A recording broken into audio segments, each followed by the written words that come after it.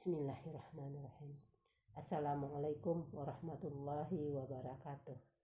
Pada video pembelajaran kali ini kita akan membahas PAI kelas 5 SD semester 1 pelajaran kedua dengan judul Mengenal Nama-Nama Allah dan Kitab-Kitabnya. Kata kitab berasal dari akar bahasa Arab yaitu kataba yaktubu yang berarti menulis.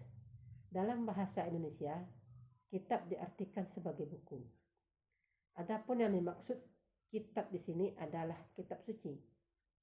Pengertian dari kitab Allah atau kitabullah adalah kalam atau firman Allah yang diwahyukan melalui malaikat Jibril kepada para utusannya sebagai wahai orang-orang yang beriman, tetaplah beriman kepada Allah Subhanahu wa taala dan rasulnya dan kepada kitab yang diturunkan kepada rasul-rasulnya serta kitab yang diturunkan sebelumnya. Barang siapa ingkar pada Allah Subhanahu wa taala, malaikat-malaikatnya, kitab-kitabnya, rasul-rasulnya dan hari kemudian, maka sungguh orang itu telah tersesat sangat jauh. Telah menurunkan kitab-kitabnya kepada para rasul-rasulnya melalui malaikat Jibril. Kitab-kitab tersebut harus dijadikan pedoman hidup untuk menuntun dan mengatur cara kita bersikap dan berperilaku guna mencapai keselamatan, kebahagiaan, dan hidup dunia dan akhirat.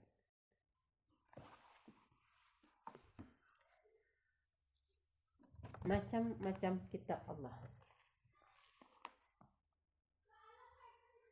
Kitab-kitab Allah Subhanahu wa taala diturunkan kepada para utusannya untuk diajarkan kepada seluruh umatnya berdasarkan urut Taurat. Kitab Taurat diturunkan kepada Nabi Musa alaihissalam di Bukit Sinai pada abad ke-15 sebelum Masehi sebagai pedoman bagi Bani Israel. Kitab Taurat diturunkan dalam bahasa Ibrani, yaitu bahasa kaum Yahudi. Nabi Musa alaihissalam diperintahkan oleh Allah Subhanahu wa taala untuk menyampaikan pesan yang terkandung dalam kitab Taurat. Pesan-pesan yang termuat dalam kitab Taurat sebagai berikut. 1. Perintah mengesahkan Allah Subhanahu wa taala. 2. Larangan menyebut nama Allah Subhanahu wa taala dengan sia-sia. 3. Perintah menghormati ayah dan ibu.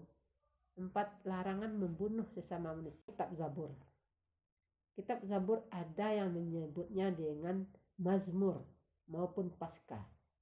Kitab ini diturunkan kepada Nabi Daud alaihissalam pada abad ke-10 sebelum Masehi sebagai pegangan Bani Israel dengan menggunakan bahasa Kipti. Pesan-pesan yang terkandung dalam kitab Zabur sebagai berikut.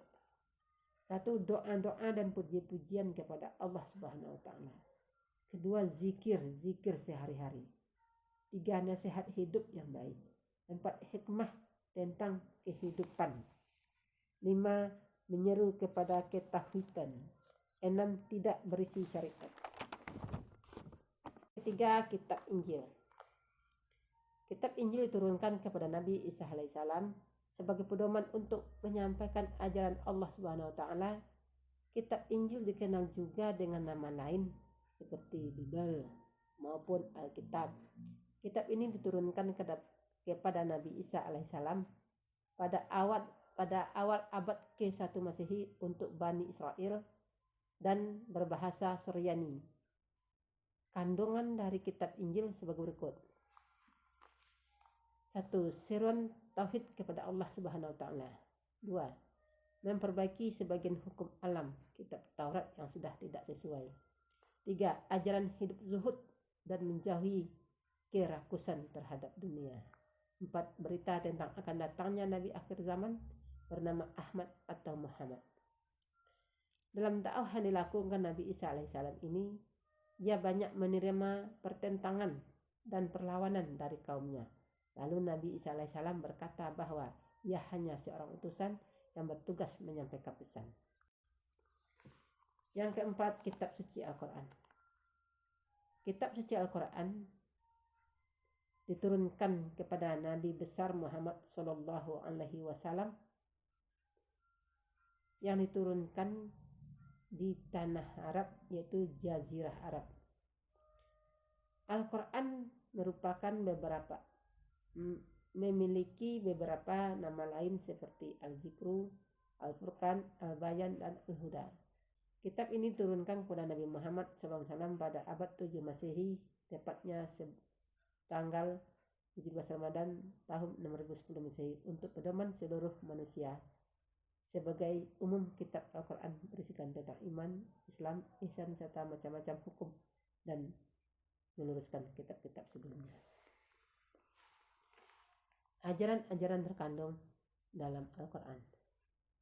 Pertama, akidah, yaitu mengajarkan kepercayaan terhadap Allah Subhanahu wa taala, malaikat-malaikat, kitab-kitab, rasul-rasul, hari akhir, takdir.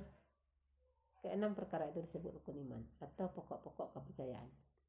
Di samping 6 pokok kepercayaan tersebut, diajarkan pula kepercayaan Allah. Terus tema selanjutnya, hikmah beriman kepada kitab-kitab Allah Subhanahu wa taala. Allah Subhanahu wa taala adalah zat yang paling sempurna. Allah Subhanahu wa taala telah menurunkan kitab-kitabnya sebagai pedoman hidup manusia. Allah Subhanahu wa taala menurunkan kitab-kitabnya agar manusia dapat mengambil hikmah atau manfaatnya dalam kehidupan sehari-hari. Berikut ini beberapa hikmah yang diambil dengan adanya kitab-kitab Allah Subhanahu wa taala. 1. Mengetahui betapa besarnya perhatian dan kasih sayang Allah Subhanahu wa taala kepada makhluk-makhluknya. 2. Menambah ilmu pengetahuan agama. 3.